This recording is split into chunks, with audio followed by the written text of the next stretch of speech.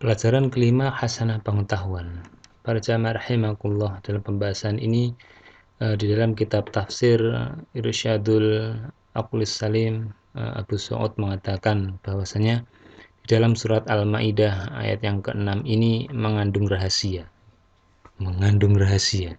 Jadi ini hanya rahasia kita. Apa rahasianya? Yaitu mencakup 7 hal yang berpasangan. Rupanya di dalam surat Al-Maidah ayat ke-6 ini ada 7 hal yang berpasangan. Apa itu? Mari kita lihat. Disebutkan bahwasanya yang pertama yaitu 2 jenis bersuci, yaitu yang aslinya yang harus dikerjakan paling awal atau utama yaitu wudhu. Adapun penggantinya karena kondisi tertentu yang Allah tentukan, maka sudah ada alternatifnya. Jadi bukan berarti tidak bersuci, tidak bertaharah, tapi ada penggantinya yaitu tayamum. Bisa disadari nggih? Nah, itu. Kemudian yang kedua adalah dari segi cakupan, yaitu ada yang lebar dan ada yang sempit. Nah, maka dari itu ini cakupan lebar dan sempit ini terkait dengan kondisinya masing-masing, berbeda-beda. Selanjutnya dari jenis batasan, yaitu terbatas membasuh kaki dan tangan. Artinya di dalam batasan ini disebutkan untuk kaki sampai mata kaki, dan di bagian tangan batasnya sampai siku. Dan yang tidak terbatas yaitu membasuh kepala. Artinya apa? Dalam membasuh kepala ini pokoknya bagian atas itu apapun kondisinya, baik dia ini ada rambutnya atau tidak, itu tidak dibatasi. Karena memang ini memiliki kondisi yang tidak sama. Maka dari itu tidak dikatakan membasuh rambut, tapi wamsahu bi ru'usikum, yaitu membasuh ke kepala. Begitu pula di dalam kepala ini ada gerakan yang tidak disebutkan atau pembatasan hanya bagian untuk tempat rambut saja, tapi juga telinga, maka disebut tidak terbatas, artinya tidak ditentukan. Kalau bagian kaki dan tangan ada ketentuannya.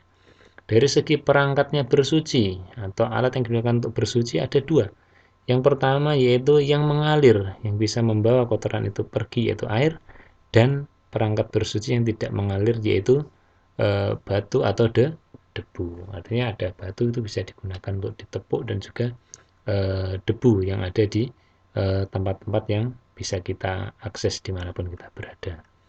Kemudian penyebab bersuci. Nah, ternyata penyebab bersuci itu ada 2, yaitu ada hadas kecil dan juga ada hadas besar. Jadi yang hadas besar ini maka dia harus melakukan mandi besar, fattoharu. Nah, maka mandilah kalian. Kemudian faktor yang membolehkan mengganti wudhu dengan tayamum itu ada 2, yaitu satu paket, yaitu orang yang sakit, ya, kemudian juga au ala safarin atau di dalam perjalanan. Ini satu gandengan di dalam ayat itu atau pasangan. Yang kedua, yang selanjutnya yaitu hikmah yang ditimbulkannya. Apa yang berpasangan? Yaitu bisa menghapuskan dosa. Ini semuanya ini bisa menghapuskan dosa dan menyempurnakan apa nih? Nikmat sebagaimana di dalam ayat itu. Jadi untuk mengutamakan atau menyempurnakan nikmat tentang syariat dalam bertoharoh. Itu jamaah rahimakumullah. Nah, sedangkan menurut Syekh Abdurrahman bin Nasir bin As-Sa'di di dalam tafsirnya beliau, tafsir Al-Karim Ar-Rahman, itu mengatakan ayat ini mencakup berbagai macam hukum agama, yaitu yang pertama, praktek-praktek yang diungkapkan dalam ayat ini merupakan konsekuensi dari keimanan. Karena apa? Ya namanya keimanan diawali dari Islamnya seseorang dan dia mengaku beriman, maka oleh Allah dipanggil dengan panggilan yang lebih tinggi, hanya sekedar ya ayyuhal muslimun, tapi sudah ya ayyuhalladzina amanu. Apa konsekuensinya? Ya harus mengikuti perintah. Idza qumtum ila sholati faghsilu wujuhakum, dan sampai selesai ayat ini. Maka konsekuensinya kalau kalian sudah iman, mau sholat, melaksanakan perintah Allah yang wajib di dalam rukun Islam ini yaitu sholat, maka konsekuensinya harus mengikuti perintah yaitu bertoharoh. Yang pertama itu dengan wudhu. Yang kedua itu perintah untuk mempersiapkan dalam sholatnya, yaitu berniat. Jadi kalau sudah siap-siap untuk sholat, ada niatnya dalam berdiri itu. Jadi sudah niat untuk sholat, maka dipersiapkan baik niatnya termasuk juga pelaksanaan wudhunya atau syarat sahnya sholat. Sedangkan yang ketiga menurut Abdurrahman As-Sa'di, bahwasanya perintah mengerjakan sholat.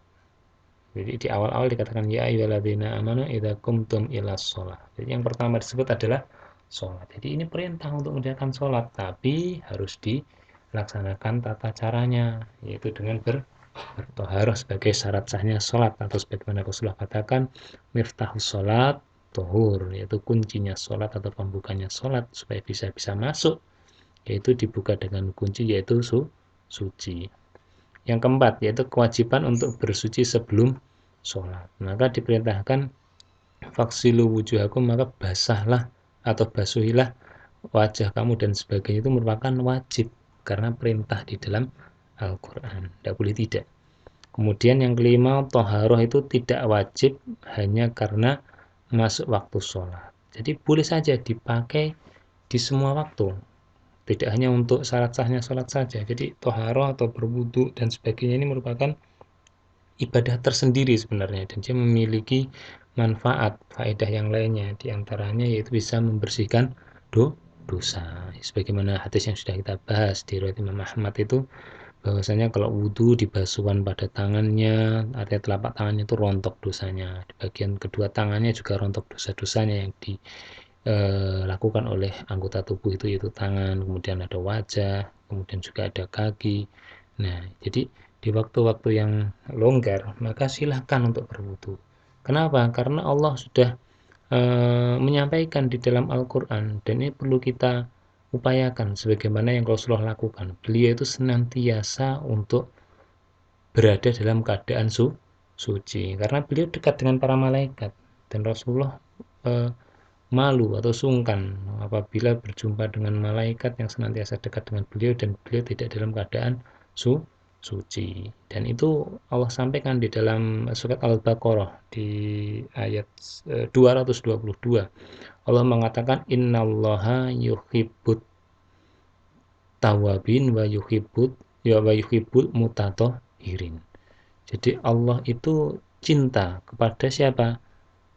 At-tawabin, orang yang senantiasa bertobat, dan juga wa yuhibbul mutatahhirin, Allah cinta kepada orang yang senantiasa untuk menjaga dirinya atau bersuci dengan toharohnya. Maka dari itu ini ibadah tersendiri yang bisa kita kerjakan, dan itu mendatangkan kecintaan Allah, sebagaimana yang Allah sudah katakan di surat Al-Baqarah 222 itu tadi. Itu jamaah rahimakumullah.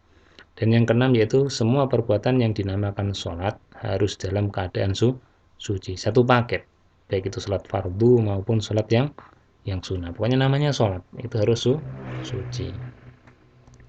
Perintah untuk membasahi anggota badan ketika wudhu, artinya harus benar-benar basah. Jadi dibasahi, jangan sampai luput. Terutama pada bagian kaki itu tadi loh. Itu bisa luput sedikit aja bagian tumit itu, yang tadi seperti orang nendang-nendang air itu hanya sekedar diguyur-guyur itu merupakan kecelakaan bagi dia, akan dibalas di neraka, akan diselomot dengan api neraka. Selanjutnya yaitu yang kedelapan adalah perintah untuk tertib. Tertib itu teratur urutannya, tidak boleh diloncati. Yang namanya cara atau langkah itu berarti dilaksanakan setelah yang pertama, kedua, ketiga, dan selanjutnya. Ini berbeda dengan cara. Jadi ini merupakan langkah tapi bukan cara. Kalau cara, mungkin cara pertama, kedua, ketiga kita bisa milih, saya pakai cara kedua saja atau saya pakai cara yang keempat. Nah, itu bukan pilihan tapi merupakan langkah, harus berurutan. Sebagaimana kita naik anak tangga, jadi satu langkah demi langkah, maka akan sampai kepada bagian akhirnya. Dan yang kesembilan adalah adanya rukhsah dalam agama. Jadi adanya kemudahan-kemudahan dari Allah dalam menjalankan ketakwaan kepada Allah, sebagaimana Allah katakan fatakullah mastata'tum, dan bertakwalah engkau dengan semampumu. Artinya kemampuan inilah yang diukur oleh Allah, mengingat masing-masing dari individu yang Allah ciptakan pada hambanya ini berbeda-beda.